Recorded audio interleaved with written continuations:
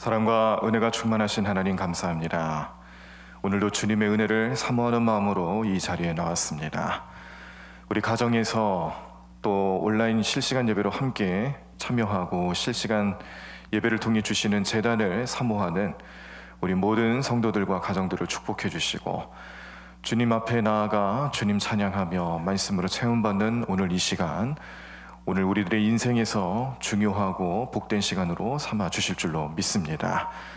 하나님, 오늘도 주님께 아뢰며 주님께 나아가는 우리 모든 심령들을 우리의 삶의 자리에서 또 현장에서 필요한 은혜로 함께 해주시고 능력의 손길로 붙잡아 주시옵소서. 특별히 병마로 고통받는 우리 모든 환우들을 주님 지켜주시옵시고, 그 가족들을 돌봐 주시옵시고, 안타까운 마음으로 기도하며 주님께 나아가는 우리 모든 심령들을 위로해 주시옵소서. 오늘도 말씀이 우리 삶의 중심이 되어 하나님과 동행하고 주님 뜻을 깨닫게 하는 능력이 될 줄로 믿습니다. 오늘 하루 주님 마음을 기쁘시게 하고 온전한 헌신으로 날마다 예배자로서의 삶을 잘 살아가는 저희들 되게 도와주실 줄로 믿사옵고, 이 모든 말씀 예수님의 이름으로 기도드립니다. 아멘. 오늘 우리들이 함께 보실 하나님 말씀은 로마서 12장입니다. 로마서 12장 말씀, 신약성경 256쪽에 나와 있습니다. 말씀을 찾으시면 우리 교독하시면서 말씀 함께 읽도록 하겠습니다. 로마서 12장 말씀, 우리 다 찾으신 줄 알고 제가 먼저 1절 읽겠습니다. 그러므로 형제들아, 내가 하나님의 모든 자비하심으로 너희를 권하노니 너희 몸을 하나님이 기뻐하시는 거룩한 산 제물로 드리라. 이는 너희가 드릴 영적 예배니라. 너희는 이 세대를 본받지 말고 오직 마음을 새롭게 함으로 변화를 받아 하나님의 선하시고 기뻐하시고 온전하신 뜻이 무엇인지 분별하도록 하라. 내게 주신 은혜로 말미암아 너희 각 사람에게 말하노니 마땅히 생각할 그 이상의 생각을 품지 말고 오직 하나님께서 각 사람에게 나눠주신 믿음의 분량대로 지혜롭게 생각하라. 우리가 한 몸에 많은 지체를 가졌으나 모든 지체가 같은 기능을 가진 것이 아니니 이와 같이 우리 많은 사람이 그리스도 안에서 한 몸이 되어 서로 지체가 되었느니라.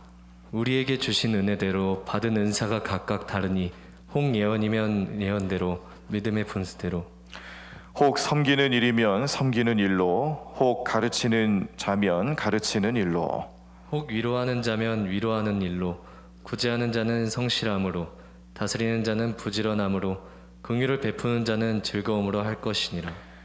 사랑에는 거짓이 없나니 악을 미워하고 선에 속하라. 형제를 사랑하여 서로 우애하고 존경하기를 서로 먼저 하며 부지런하여 게으르지 말고 열심을 품고 주를 섬기라. 소망 중에 즐거워하며 환난 중에 참으며 기도에 항상 힘쓰며 성도들의 쓸 것을 공급하며 손 대접하기를 힘쓰라. 너희를 박해하는 자를 축복하라. 축복하고 저주하지 말라. 즐거워하는 자들과 함께 즐거워하고 우는 자들과 함께 울라. 서로 마음을 같이하며 높은 데 마음을 두지 말고 도리어 낮은 데 처하며 스스로 지혜 있는 채 하지 말라. 아무에게도 악을 악으로 갚지 말고 모든 사람 앞에서 선한 일을 도모하라. 할 수 있거든 너희로서는 모든 사람과 더불어 화목하라. 내 사랑하는 자들아, 너희가 친히 원수를 갚지 말고 하나님의 진노하심에 맡기라. 기록되었으되 원수 갚는 것이 내게 있으니 내가 갚으리라고 주께서 말씀하시니라. 내 원수가 줄이거든 먹이고 목마르거든 마시게 하라. 그리함으로 내가 숯불을 그 머리에 쌓아 놓으리라. 악에게 지지 말고 선으로 악을 이기라. 아멘. 자, 로마서는 1장부터 11장까지 이 교리에 관한 내용들로 구성되어 있습니다.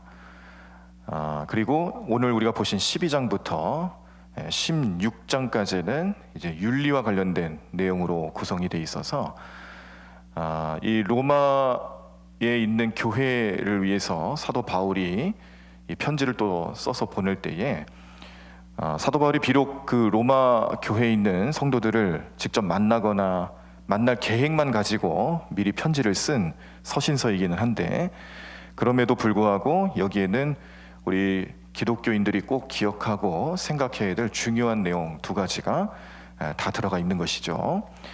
이 교리와 관련된 것은 신앙생활하는 데 있어서 믿음의 기초와 그리고 참된 믿음을 소유하기 위한 기본적인 모습이고, 윤리라는 것은 기독교인으로서 세상 사람들과 어떻게 다른 모습으로 살아가야 될까, 하나님이 원하시고 하나님이 뜻하시는 이 그리스도인으로서의 삶을 온전히 살아가기 위해서 우리는 어떻게 우리의 삶을 또 재조명하고 세워나갈 수 있을까, 이런 것들을 고민하게 하며 주시는 답변들이 이렇게 윤리 부분에서도 나타나 있는 거죠.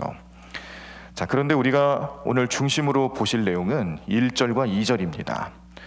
우리가 1절과 2절 수없이 보셨습니다. 자, 다시 한번 좀 읽어보실까요? 오늘 12장 말씀에 1절과 2절 말씀 다시 한번 같이 읽도록 하겠습니다. 그러므로 형제들아, 내가 하나님의 모든 자비하심으로 너희를 권하노니 너희 몸을 하나님이 기뻐하시는 거룩한 산 제물로 드리라. 이는 너희가 드릴 영적 예배니라. 너희는 이 세대를 본받지 말고 오직 마음을 새롭게 함으로 변화를 받아 하나님의 선하시고 기뻐하시고 온전하신 뜻이 무엇인지 분별하도록 하라. 아멘. 자, 이 1절과 2절 말씀을 보시면서 우리가 생각할 수 있는 부분은 영적 제물이라는 부분입니다. 이 우리가 예배를 드리는 데 있어서 구약 전통에 따르면은 실제로 짐승을 갖다 바쳐서 정해진 순서에 의해 바쳐지는 그것을 우리는 예배라고 생각을 했죠. 이 구약 전통에서 드려지는 예배가 그런 형태였습니다. 그런데 예수님 이 땅에 오셔서 우리를 위해 친히 십자가 지시고 예수님께서 부활하시고 승천하신 이후에 우리의 영원한 구세주가 되셨다는 것을 믿음으로 고백하는 우리 기독교인들에게는 예배의 모습이 이제 큰 변화가 나타난 거예요. 실제로 짐승을 가져와서 그걸 제물로 바쳐 내 죄를 용서받고 그것을 예배로 알고 또 하나님 앞에 드려지는 예물로 그렇게 보여졌다라면, 이제 예수님 오시고 난 뒤에는 예수님이 우리의 영원한 산 제물이 되셨다는 겁니다. 예수님을 통해 예배하고 예수님을 통해 예배를 완성했다라는 의미가 들어가는 거예요. 자, 그런데 오늘 이 예배에 대한 의미와 또 예배에 대한 어떤 주제가 바뀌었다라는 것이 오늘 이 12장 말씀 첫 부분에 나온다는 것은, 우리가 로마서 전체의 내용을 놓고 봤을 때 교리적인 부분을 마치고 그리고 윤리적인 부분을 시작함에 있어서 우리 성도들의 삶이 이 교리와 윤리적인 삶의 부분에서 이것을 가장 조화롭게 체험하고 고백하고 또 배울 수 있는 그런 시간이 언제일까? 그것을 예배로 본다라는 겁니다. 근데 그 예배의 모습이 구약 전통의 그런 예배가 아니라 새롭게 바뀐 예배, 하나님께서 새롭게 선보이시고 본질을 바꿔주시고 깨닫게 하시는 예배, 그 예배의 중심에는 나를 위해서 죽으신 예수님이 계셨고, 나를 위해서 죽으신 예수님 그 은혜를 생각하면 예배 때마다 또 하나님 앞에 예배를 드리는 시간마다 나 자신을 드리는 마음으로 드려지는 예배가 돼야지, 짐승에 의지하고 또 다른 것에 마음을 품고 그렇게 헛된 것을 쫓는 예배가 되어서는 안 된다는 것을 오늘 보여주며, 우리 그리스도인들이 하나님을 믿는 믿음 안에서 이제 세상에서 속해 사람의 삶을 살아가면서 인생을 살아가면서 또 하나님 뜻을 어떻게 구할 수 있을까, 또 어떻게 순종할 수 있을까, 이런 것들을 고민하고 실천하는 면에 예배가 가지고 있는 위치가 중요하다는 것을 은연중에 또 보여주는 거죠. 그래서 오늘 우리는 1절과 2절 말씀을 다시 아까 보셨지만, 이렇게 예배를 통해서 먼저 내가 하나님 앞에 드려지는 삶이 되지 않으면 우리의 윤리적인 문제에 문제가 생기는구나. 내가 아무리 교리적으로 아는 것이 많다 할지라도 그 교리적인 부분을 가지고 나의 실생활에서 하나님 자녀답게 살지 못한다라면 거기에 대해서 많은 문제점들이 생길 터인데, 근데 그렇게 살기 위해서는 내가 먼저 무엇을 해야 될까? 내가 기독교인으로서 기독교 윤리 또 그런 삶을 살아가기 위한 결단을 함에 있어서 나에게 먼저 나타나야 되는 부분들은 뭘까? 그게 바로 예배라는 겁니다. 그래서 우리 자녀들도 또 우리 젊은 청년들 같은 경우도 뭐 학교를 간다든지 아니면 뭐 직장을 가신다든지 자기의 꿈을 이루고 소망을 이루고 하는 데 있어서 얼마나 큰 포부들이 있습니까? 하나님 앞에 기도하고 또 주님께서 이것을 이루어 주기를 원하시는 마음으로 매달려 간구하면서 살아갈 때에 하나님께서 우리가 그렇게 비전을 가지고 살아가는, 소망을 가지고 살아가는 것만큼 요청하는 것이 있다라면 그런 삶의 예배가 중심이 되는가를 또 보신다라는 거예요.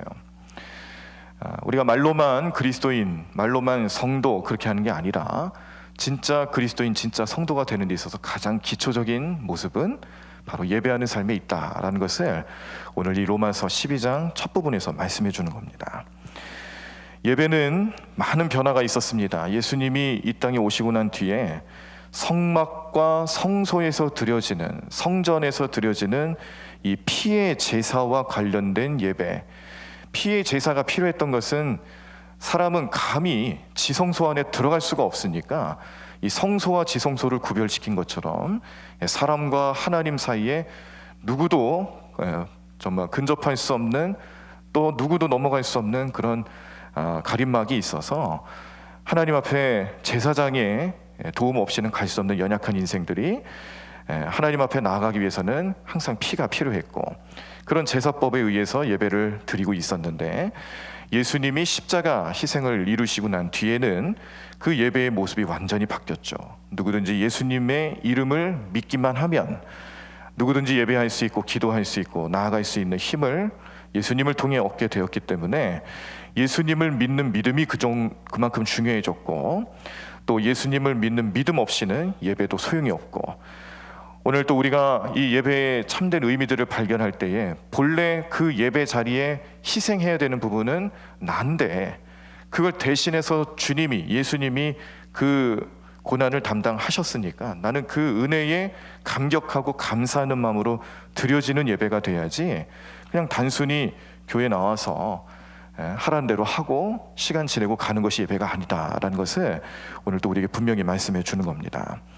그래서 오늘 우리는요, 오늘 이 로마서 12장 1절과 2절 말씀을 중심으로 해서 우리 성도님들이 예배하는 삶의 자세를 다시 세워보고 또 점검하고 깨닫기 위해서 기억해야 될 것들이 몇 가지 있는데, 첫 번째는 2절 말씀을 보시면 너희는 이 세대를 본받지 말고 오직 마음을 새롭게 함으로 변화를 받아 하나님의 선하시고 기뻐하시고 온전하신 뜻이 무엇인지 분별하도록 하라. 이 말씀 속에서 우리가 먼저 생각해야 될 부분, 나를 핏값으로 사신 주님께 나를 드리는 마음으로 예배를 드리셔야 합니다. 재물을 대신해서 내가 그 핏값으로, 구약시대의 전통으로는 그 핏값, 재물의 핏값으로 용서를 받았지만 한계가 있었어요. 한계가 있고 완전하지 않는 예배죠. 근데 그것을 예수님께서 대신 하시고 예수님의 핏값을 통해 영원히 속죄받을 수 있는 은혜를 주셨기 때문에 나를 핏값으로 사신 주님께 나를 드릴 수 있는 예배의 모습으로 항상 예배가 나타나야 됩니다. 두 번째는 이 세대를 본받지 말라는 말 속에 어떤 내용들이 들어가 있냐면 불신앙을 강조하고 죄악된 사상과 습관을 강조하는 세상에서 멀어져야 된다는 거예요. 그리고 구약의 전통에 따라 예물을 드릴 때도 흠없는 것을 드렸거든요. 구약의 예배가 결코 구약시대의 예배가 나쁘다는 게 아닙니다. 더 좋은 예수님의 은혜가 나타났기 때문에 구약시대의 제사 전통, 그것보다 예수님을 믿는 믿음 안에서 드려지는 예배가 더 의미가 있다라고 표현이 되는 것이지, 구약시대에 드렸던 이 제사법과 예배 전통이 나쁘다라는 게 아니에요. 오히려 어떻게 보면 훨씬 더 예배를 드리는 자세라든지 그런 생각들을 더 잘 갖출 수 있는 요소들이 더 많이 있습니다. 눈에 보이는 것들이 많이 있고 형식과 격식들이 철저하게 지켜져야 되기 때문에 오히려 우리가 예배를 드리는 삶의 자세에 있어서 훨씬 더 그 마음가짐을 갖기가 쉬웠죠. 네, 다만 이제 그게 반복이 되다 보니까 이 반복되는 현장에서는 항상 오류가 나타나잖아요. 이 반복되는 현장에서 참된 마음과 참된 그런 중심을 갖기가 힘들기 때문에 그거를 이제 보완하고 그거를 극복하기 위해서 주님이 결국 오신 것인데, 이 구약 시대의 전통 예배에서는 오히려 예물을 드릴 때도 나를 대신해서 죗값을 치를 그 짐승을 준비해서 가져올 때도 흠없는 어린 양, 흠없는 제물을 요청할 정도로 철저하게 잘 준비되는 모습을 우리는 분명히 압니다. 그래서 이 세대를 본받지 말라라는 것은 이렇게 구별된 삶을 살아가는 예배가 될 수 있는 그 마음가짐을 잊지 말라라는 거예요. 우리가 구약시대의 전통에서 예물을 드릴 때도 흠없는 것을 드렸듯이 지금 이 시대를 살아가는 우리의 예배의 자세도 내가 하나님 앞에 드려지는 예배가 되기 위해서는 나를 구별하고 나를 성별하고, 또 우리 교회라는 말 속에 에클레시아라는 말 자체가 세상으로부터 분리된 의미를 가지고 있잖아요. 그래서 세상에서 가르치는 또 본받게 하는 그런 세상적인 가치관이라든지 우리가 영적인 삶을 살아가는 데 있어서 불필요한 것들, 이런 것들에 대해서는 계속해서 구별하고 또 분리할 줄 아는 우리의 결단과 마음이 있어야 됩니다. 마지막으로 하나님의 뜻을 분별하는 예배가 되어야 됩니다.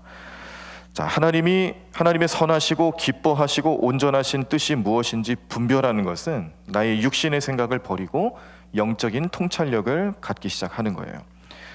항상 내 삶에 내가 어떻게 하면 하나님을 기쁘시게 할 수 있을까 고민하고 또 그렇게 기도하는 겁니다.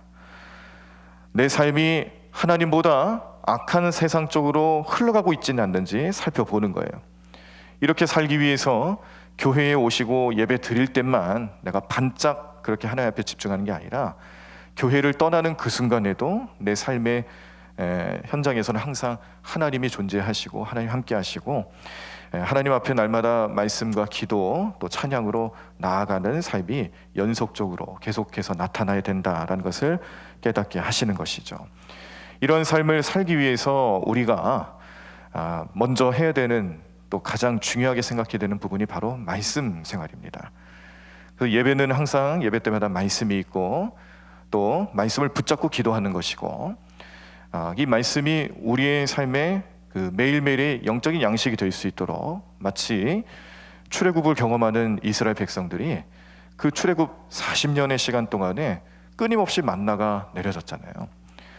만나를 계속 먹다가 마지막으로 만나를 먹을 때가 언제였냐면은 이제 가나안 땅에 들어가서 첫 수확을 할 때, 이제 비로소 이제 이스라엘 백성들이 자기네들이 심고 거두어서 수확한 소출을 얻게 됐을 때, 그때 만나가 그칩니다. 그때까지는 하나님께서 백성들을 책임지시고 매일매일 만나를 주셨는데, 이게 영적인 의미가 뭐냐? 우리가 하나님 말씀으로 살아가야 된다는 것을 보여주는 건데요. 매일매일 하나님 말씀을 제공받아야 하고 묵상해야 되고 그 생명의 양식으로 여기고 살아가야 된다는 것을 깨닫게 하는 거죠. 그래서 이 만나의 의미처럼 우리도 매일매일 말씀을 묵상하고 말씀이 중심이 되는 삶이 살아가실 때 우리는 하나님의 뜻을 분별하고 깨달을 수 있는 능력도 얻게 된다라는 것을 말씀해주고 있습니다.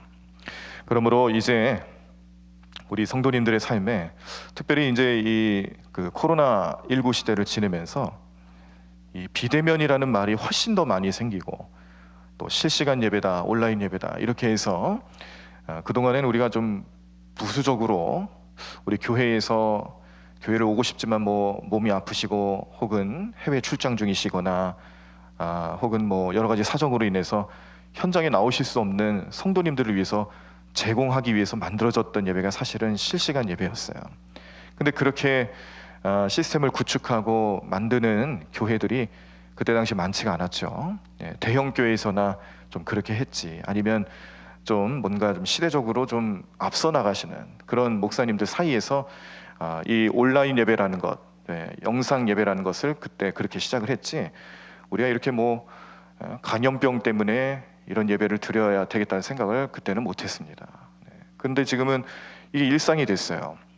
우리의 삶 자체도, 우리의 생활 자체도 이제 만나는 것에 대해서 좀 거부감을 느끼고, 그리고 식당 가는 것도 포함해서 뭐 일상 자체가 이제 비대면이 거의 우리의 생활의 일부분이 되다 보니까 우리가 살아가는 데 있어서 그 근본적인 내용들을 좀 놓치고 잊고 살아가는 경우들이 참 많습니다. 예배도 마찬가지예요. 예배도 온라인 예배가 이제 더 활성화가 되고 현장보다는 온라인 예배를 더 안전하게 생각하는 사람들의 생각이 계속해서 증가하고 있는 추세인데, 이런 상황에서 우리 교회가 그리고 또 예배 드리는 사람들의 마음속에 이런 변화 속에서 그래도 끝까지 우리가 잊지 않고 세워나가야 되는 부분이 뭘까? 그것을 오늘 로마서 12장 1절 2절 말씀처럼, 먼저는 내가 예수님 나를 대신해서 산 제물이 되어주셨는데 그렇다고 해서 거기에 나는 책임이 없는가? 아닙니다. 나 때문에 그렇게 된 거거든요. 내가 사실은 제물이 되어야 되는데 나를 대신해서 주님이 제물이 되어주셨으니 나를 산 제물로 드릴 수 있는 그런 영적인 예배가 활성화가 되어야 될 것이고, 또 하나는 예배를 드리는 그런 마음가짐 속에서 우리가 이 예배를 통해서 나를 어떻게 변화시킬지에 대한 기대감을 가지고 예배를 드리실 때에 예수님 은혜 날마다 있어야 하고요. 또 예배를 드리는 자들은 이 세대가 가르치는 세상적인 가치관에 너무 파묻혀 있으면 안 된다는 거예요. 우리는 분명히 성경적인 가치관을 가지고 살아가는 사람들입니다. 대표적인 예가 요즘 뭐 추세가 뭐 동성애에 대해서 이거를 인권의 문제로 수용하는 입장, 또 받아들이는 입장, 이래서 뭐 다른 유럽의 어느 나라에서는 교회에서조차도 이 동성애 문제를 굉장히 좀 교회 안에서 합법화시키고 뭐 동성 결혼이라든지 뭐 이런 문제들을 심각하게 받아들이지 않는 그런 일들이 벌써 이미 일어났죠. 우리나라는 그래도 끝까지, 우리나라 교회에서는 끝까지 그래도 이 동성애에 대해서는 결코 찬성하지 않는 분위기이긴 한데, 이유가 있죠. 성경적인 가치관을 따르기 때문에 그런 겁니다. 인권과 성경적인 가치관 사이에서 갈등하는 사람들에게 던져줄 수 있는 해답은, 확실한 해답은 성경적인 가치관에 맞냐 그렇지 않냐예요. 우리가 감리교회가 가지고 있는 위대한 유산 4가지가 있습니다. 한국 감리교회는 5가지로 확대가 됐죠. 원래 기본적으로는 4가지예요. 성경, 전통, 이성, 체험이라는 거예요. 성경, 전통, 이성, 체험, 이 4가지가 웨슬리 목사님이 감리교 신앙으로 남겨주신 위대한 유산이라고 해요. 거기 우리나라는 이 문화라고 해서, 원래는 종교라는 부분인데 문화라는 표현으로 이제 바꿔 써서 5가지가 있습니다. 그래서 감리교 신앙이 우리나라에 전파됐을 때 감리교 신학 자체가 우리나라에 이미 존재하고 있었던 토착 종교가 있잖아요. 뭐 무속 신앙이라든지 뭐 토템 사상이나 뭐 이런 것들, 그런 것들과 좀 접목이 되면서 우리나라 특유의 한국 감리교만의 특유의 그런 모습들로 예배가 발전하고 신학이 발전되었다라는 것을 그렇게 인정하는 겁니다. 그래서 5가지가 있는데 우리 본래는 이제 4가지예요. 근데 거기도 보면은 성경이 분명히 들어가요. 이 성경이 들어가 있는 것은 성경적인 가치관에 대해서 우리가 이 신앙적인 문제라든지 신학적인 부분들을 계속 살펴본다는 겁니다. 제가 그래서 아까 동성애 얘기를 해드렸지만, 동성애를 죄라고 규명하고 동성애에 대해서 인권의 문제하고 좀 결부시키면 안 된다, 이거 분리할 줄 알아야 된다라고 얘기하는 이유는요, 성경이 그렇게 말하기 때문에 그러는 거죠. 자, 그래서 우리 그리스도인들, 또 우리 감리교 신앙을 가지고 살아가는 성도들에게는 이 세대를 본받지 말아야 된다라고 할 때 염세주의를 말하는 게 아니고요, 성경에 위배되는 삶을 살지 않도록 살펴보라는 겁니다. 그렇게 하기 위해서 성령님의 인도하심을 받아 구별된 삶을 살아가야 된다는 것이고, 그 가운데 말씀이 우리의 삶의 중심이 될 때에 하나님 뜻을 깨닫게 하고 구별하게 하는 능력이 된다라는 것을 알려주는 거죠. 오늘 우리가 이 내용 잘 기억하시고 우리 기도하실 때에 하나님 앞에 오늘은, 주님, 이 시대를 살아가는 우리의 예배가 오늘 말씀의 내용처럼 나를 드릴 수 있는 참된 예배가 될 수 있도록 성령님 도와주시옵소서.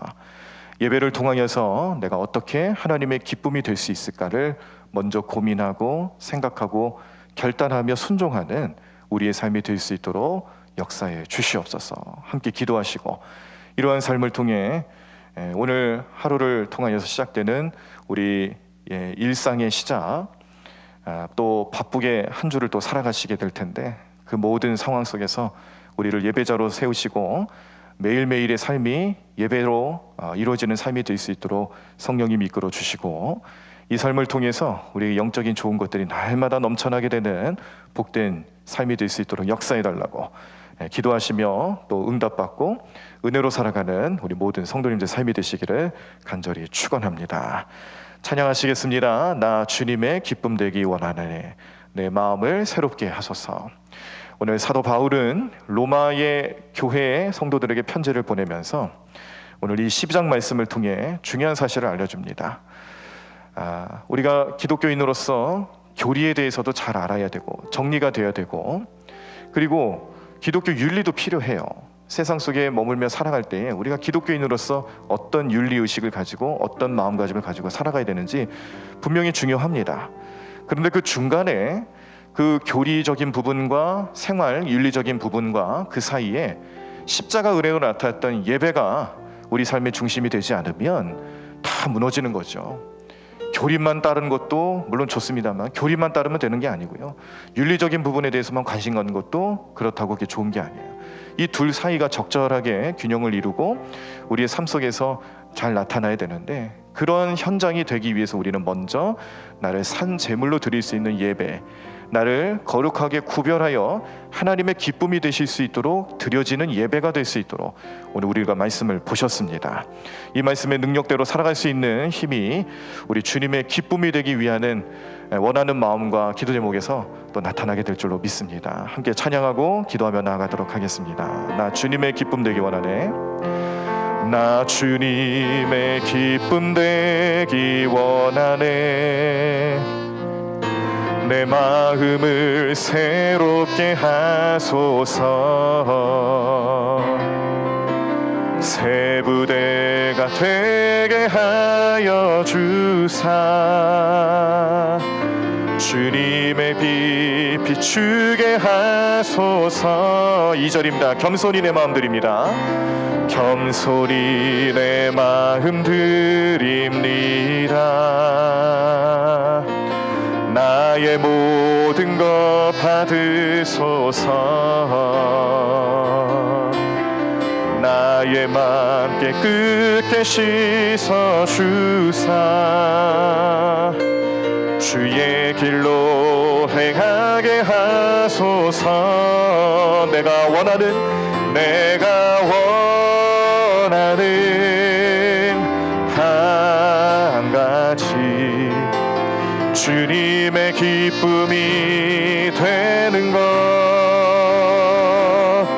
내가 원하는 한 가지 주님의 기쁨이 되는 것, 내가 원하는 한 가지, 내가 원하는 한 가지 주님의 기쁨이 되는 것, 내가 원하는 한 가지 주님의 기쁨이 되는 것, 내가 원하는 한 가지, 내가 원하는 한 가지 주님의 기쁨이 되는 것, 내가 원하는 한 가지 주님의 기쁨이 되는 것. 우리 다 자리에서 일어나시겠습니다. 오늘 말씀을 기억하시면서 우리가 예배하는 삶이 온전히 살아나고 중심이 되어질 때에 우리의 신앙생활 가운데도 하나님의 능력과 하나님의 기쁨이 나타날 수 있다는 것을 믿는 마음으로 오늘 하루를 잘 살아갈 수 있도록 역사해달라고 우리 성령님 의지하시면서 우리 통성으로 함께 기도하시겠습니다. 하나님 감사합니다. 하나님을 주님의 놀라운 능력과 은혜로 함께하는 계산 될 수 있도록 우리 모든 인생들을 붙잡아 주시옵시고, 그리고 예배로 나아가는 삶이 주님께 기쁨이 되는 삶이 될 수 있도록 우리 성령님 우리 마음을 주장하여 주시옵소서. 하나님, 오늘도 우리는 우리 마음속에 나를 위해서 십자가 지시고 나를 위해 제물이 되어주신 예수님의 그 은혜를 기뻐하며 예배합니다. 하나님, 내 마음속에 예수님 사랑과 예수님 피가 늘 우리 삶의 주제가 되게 하여 주시옵시고 하나님, 능력의 손길로 함께하여 주실 줄로 믿습니다. 하나님, 믿음으로 하며 나가는 우리 모든 삶들 수 있도록 오늘도 우리 주님께서 우리의 예배 가운데 함께해 주시옵시고 날마다 예배하는 자로 또 날마다 예배하는 자리에 우리 끌어 주시옵시고 하나님, 날마다 주님 앞에 영광을 여드리며 기쁨이 되는 삶이 될 수 있도록 우리 모든 인생들을 주님의 능력으로 감싸 주실 줄로 믿습니다. 하나님, 도와주시옵소서. 주님 은혜의 손길로 함께하여 주시옵소서. 하나님, 우리가 예배하며 주님의 기쁨이 되는 삶에 살기 위하여서 결단하며 주님께 나아가며 기도하오니 우리 모든 인생들을 굽어 살펴주시옵시고 하나님, 이름으로 하나님께 섬길 수 있도록 역사하여 주시옵소서. 주님 함께하여 주시옵소서. 주님 놀라운 능력으로 우리를 붙잡아 주시옵시고 하나님, 이름으로 하나님께 섬길 수 있도록 인도하여 주실 줄로 믿습니다. 주님, 하나님 오늘도 주님과 늘 동행하며 주님 이름으로 나아가며 주님 또 주님 능력으로 행하며 나아가는 게 될 수 있도록 우리 모든 성도들과 함께하여 주시옵소서. 주님 함께하여 주시옵소서. 주님 이름으로 나아가는 게 될 수 있도록 인도하여 주시옵소서. 하나님 도와주실 줄로 믿습니다.